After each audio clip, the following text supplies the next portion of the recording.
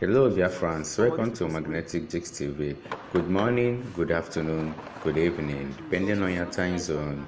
Today, being 5th of August 2025, live and direct from Biafran land, Magnetic Jigs TV is bringing this news to you. Here is the news in details. There was a serious gunfire, a very heavy one, between the Biafran Liberation Army and the Musa boys in Okigwe. At the end of this gunfire exchange, the Biafran Liberation Army won, and they succeeded in chasing the Musa and Asari guys back to Owerri in their base in Owerri. But the news is that the Musa guys are regrouping. They are coming down to Okigwe again to make sure that they bring Gentle down, because that is the mandate that we are giving to them. Go to Okigwe, bring Gentle down, bring NJ Makeup down, bring all those commanders, dead or alive. So they are regrouping again. But one of the things that we are yet to understand, or that is confusing us here, is another commander called Commander Caterpillar, who claimed that he is still working for Biafra. So the Commander Caterpillar came up with an exposition. According to him, he said that Gentle the Yahoo is the one who is behind the buying of Biafrans in Okigwe. Wait. Jesus Christ of Nazareth. Benji. See how me vehicle. I'll say it to the year for walking day. Jesus. See them, see them. Have you seen them? See them.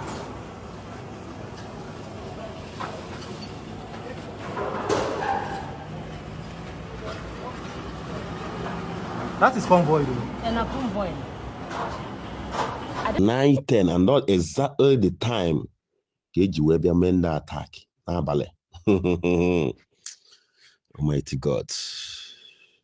Almighty God. Onopatona na agwanye na agwamu. Na patana my DM na korom rubbish. Caterpillar this. Caterpillar you attacking Gentle. Who is that Gentle? Gentle na Tango 1 na-abịa ọgụ ọgbafuo mgbe bibi kpọrọ ndị iro wee bịa onye nwa agba 440 put ụzọ ọ dịrị away na Gentle was a fearing somebody because of na enyere ya bush nye commander ojizo kpọrọ ụmụazụ je na-eme ihe n'ọrụ ofu ebe. Gentle na-eje ọgụ, Gentle na-alụ ọgụ, a fearing commander. Please, if you are visiting my YouTube channel for the first time, subscribe with us and turn on your notification button. My name is Caterpillar, Commander Caterpillar. Ana m ekele onye ọbụla na-asị udo Chukwu dere onye ọbụla. Ejikwa m anya mmiri na-eme this broadcast because of the little child. Yeah, soja adịghị ebe akwa. But awụ m onye nwere obi mmiri. Awụ m onye is somebody ihe ọjọọ na-asọ nsọ. No matter how they are trying to spoil my name, I don't brother care. But one thing I know is that I know the God I'm serving. That's why I am alive tonight. I know the battle I am facing. I know the challenges. But I'm still alive today because of the grace of God. What happened in Aaron days of Ayakanjibe this morning to tell everyone? Yes, we know that our people love us, love the struggle, love how we are doing the struggle, love how we are challenging, love how we are battling with our enemy. But let's just let reality be told. Because I cannot say that you are my brother, that we take oath to protect our land, that we take oath to make sure that we have a peaceful home. Small time we will turn the oath against my people. Nkwelena because of Newu, my brother, On a mona give the struggle, the time. She can happen. You able to see my brother. I will not say anything. I used to show that I'm not fighting freedom. What freedom is all about, that you belong to the truth. Protect your brother. Don't harm your brother. Don't harm your brother. But I'm seeing that some people use this opportunity to create awareness for themselves, to kill our own people because of selfish interests. Me want to caterpillar cannot stand on that. I let her quit in this struggle and go my way and go and find something to do. Let me tell you, if you are giving me money or if you are supporting me to kill my own people, you are the first person I am going to kill. And if you are giving me money to be lying against somebody, you are the first person I am going to lie against him or her.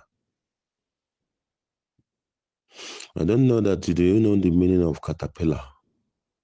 Onama the meaning here. I stand by truth. You know that the truth we hear now for now. That is why some people hate truth more than any other thing. Pinetiti around this and some other places he mentioned. He said that he is still working for Biafra, that they are still struggling to make sure that Biafra come, but he will never work with Gentle. So Commander Caterpillar claimed that he can never in any way work with Gentle the Yahoo and NJ Makeup, because he said that NJ Makeup and Gentle the Yahoo are the ones that are buying innocent Biafrans. He said that it is Commander Gentle and his team that is doing that. So Caterpillar is still loyal to Biafra, according to him, that he is still loyal to Biafra, that he will surely make sure that Biafra come. Guys, this is so confusing. Is Caterpillar actually working for Biafra, or is Caterpillar working for the zoo government? Which one is it? Because we are so confused from this thing Caterpillar is saying here. If you don't hear, I will not say that the Fulani is not our land. They are very, very close to our land. But our people are helping them to kill our people too. If you don't hear, try to hear it now. How the informant oji arụ ọrụ cross ebe ahụ gacha ebe ahụ niile dị arọ ndị ọgụ ahụ wee jee kọwasịa otu iro si wee dịrị ya kele, kọwasịa ka ndị mmadụ si wee nọrọ na the shop. Hey, God of Israel. Hey. It's well. 9:10 and not exactly the time Keji wee bịa mee ndị attack n'abalị. Almighty God. Almighty God. Unu pụta una na-agwa anyị, na-agwa m, na-apụta na my DM na-akọrọ m rubbish. Caterpillar this, Caterpillar you attacking Gentle. Who is that Gentle? Gentle nọ na Tango 1 na-abịa ọgụ ọgbafuo mgbe bibi kpọrọ ndị iro wee bịa. Ya nwa agba 440. Put ụzọ ọ dịrị away na Gentle was fearing somebody because of na enyere ya bush nye commander. O jizi okporo ụmụazụ je na-eme ihe n'ọrụ ofu ebe. Gentle na-eje ọgụ. Gentle na-alụ ọgụ. A fearing commander. Asụọrọ ya Hausa, ofu onye asụọ Fulani. Asụọ Hausa, ofu onye asụọ Fulani. Akwụrụ na ife okwuru na asụọ Hausa, ofu onye asụọ Fulani. Onwu ga-egbusi unu niile na support this guy. Onwu ga-egbu unu. Onwu ga-egbu all of you. They are supporting this guy. They are supporting this criminal to kill our own people. Na hapụta na ebe ahụ ndị chọpụ na nọ agba ha kwukwukwukwukwu asụ Hausa go ga-eme people anọ that no ofe ha filizie na ọ bụ ndị ahụ security ha n'ebe ahụ bịa agba the thing. Na ọwụ ndị amị ahụ bịa agba the thing. Yes, we are against them. We are fighting them. But anyị ga-enwe our enemy in our midst. N'egbusisi ụmụnne anyị and they are still working with us over my dead body. Efria, na men ga ije aga na okwo otu ha si wee ga ya before. Otu ha na esikwa egbususu ụmụnna anyị. Otu ahụ ha na-esi egbususu ụmụnna anyị. Na men ga ije a ga-adịkwa otu ahụ ata ya ahụ before. Na ha gbaa ya ha na-asụzi di Hausa so the Fulani. And you know that people are saying that Fulani is come to claim their land. And that language and Gagaso, I went our land. Oh, yeah, we hear Gentle Kuriaba. Gentle is working with these people. Gentle is killing our people. But Gentle and work with Fulanis. Military uniform. In the uncle, you have police uniform. You need to go. I can afford it. According to the man, I want any police uniform. You let me know. I can provide more. Regard the movements. We don't can I'm dragon. Akweno ya. Na onye ga ndị aga agakwa ije na ha need kwa police uniform agenye. Ha need kwa army uniform na agenye. Is well. Our Gentle is well. I don't want to say anything too much. But I will make a second voice message. Thank you. Guys, Ebekwodike is not resting on the matter. Ebekwodike is not stopping. No, he is still calling on Gentle, saying that Gentle is a criminal, that Gentle is a kidnapper, that Gentle is doing all atrocities. Ebekwodike has never given up on Gentle. Ebekwodike is still insisting that he will buy Gentle and his boys. Guys, watch and listen to this voice of Ebekwodike, the voice or the message he sent to Biafrans to be aware of what is going on. Ndị Fulani anọ ndị Izọg. Ndị Fulani anọ Okigwe. Gekwe no ntị, ndị Fulani anọ ndị Izọg, ndị Fulani anọ Okigwe. Ndị na-egbu ndị mmadụ atọrọ ndị mmadụ eme kidnapping Okigwe. Gentle the Yahoo and Jamaica and then Jamaica the charge Okigwe and all on this according to him. When they made the whole kidnapping, killing, harvesting organ. Now they are on this, but this time there will be no more. That is, Uzi Henabo, Ofuge Game. On our wagwa put a boss, a putazina about innocent people. Bokolo Maka Bakrika about innocent people. Ndo Breti Biko actual make one on Abapona from village owner. Ihe also no pola onye ndị Zog go he ka onu jaju onwo. He is not from around ndị Zog. Obuho onye around ndị Zog. Obuho onye around ndị Zog and obukwe no onye obinetiti. Gentle Yahoo no kan biara obuho onye around ndị Zog, obuho onye obinetiti. So therefore Gentle if obinetiti anyị na-agba aha. Ifile na isi kalaga aka. Tinye isi. But inwe anwa agba ọsọ na ndị Zog ka m gwazie gị. Inwe anwa agba ọsọ na ndị Zog maguma nje makeup enweghị ebe ịgbajiri. Aga ha chọgụ wee bịa. Ị ka ha ndị commit cha criminality emecha kuchi ha. Igbo na a lot of innocent people. Use aha Nnamdi Kanu and aha ndị IPOB will not commit criminality in the entire southeast. Egbu ndị innocent people. Where on earth a freedom fighter is clean? If you are truly a freedom fighter, why are you clean your people? Igbuchazie ndị mmadụ ka ezi ndị ga ị na fight is for their freedom. Oh ihe njụrụ. The very day kpọm na phone na ayọm si biko si gbaghalụ ka eme udo. Nsigo na ịchọ na eme udo na ị ga-elelizi Ignetus Owunna, Christ Okereke nke a na-akpọ Maazị Ejuturu, Pa Alexander Koli na driver ya, Chidebere Okeke nke ijekweje gba be ha ọkụ na ị ga-elelizi Kasiem Obi nke igburu babu ya ọkụ ị ga-elelizi alive, Chigbo Ọgụ nke ijeje gba be ya ọkụ na ị ga-elelizi alive. Achọghị m ịnụ na enwere any of them nwụrụ. That is what Ebekwodike told you. More than so many times, it's because she happened to ekwu lele zenunda now. Ejo. Now, lele zenunda now. Ejo. Now, I put this here to you today. Igbo also from all on this zog. And when he bajelo, Ibajelo Owere, Ibabalo Umunze, Hapu Nenugu State. In Abakaleke, Ebi Choheba, Imechabwana Abakaleke Bona Chohije. Gentle, you can never escape. You got him escape. And then one. Genti Kangwagi. All this, some of the criminal gang in on your camp are do go tired of your criminality. Iburu ya 4 men n'ime ọhịa Kpaied away. And ị chọghị gwa ihe made those 4 men ịgbagburu n'ime ọhịa. If you know how to with information, right? There is no problem. Go to B44, gbagbuo ha gbuo. Now na camp B44.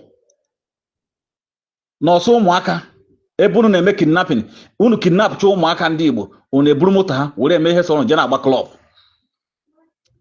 Biko ndị anyị chọbire etiti ana m ahụ onye agbapụ na bie oles me mana ị na-eme ihe ọjọọ because ihe gentle ju etifia ka onye ọ na-akwasịsị agbapụ na bie na these people ọkpọtara abịa gba ndị mmadụ gbasịsịa ndị mmadụ adị m ekwu gbasara security alọ ndị zọ no na these people ha kpọtara abịa gbagbusie ndị mmadụ ụka ha put ofia na people bi na ndị zọ. Hi, who is the real one that is gonna get this Biafra for us? A lot of confusion has entered into this struggle. Guys, let the government release Mazin Nandekalo. I believe he is the one to show us the right way. He is the one to tell us who is who and what is the next step to take in order to achieve this Biafra. Because the moment, as it is right now, there is a serious confusion in the air concerning this struggle for Biafra. Another elder man from around this Zog also said that it is high time government should step up and collect all these weapons, all these guns out from the hands of the Biafran Liberation Army. That if government failed to do so, that those guys are not going to use those guns well.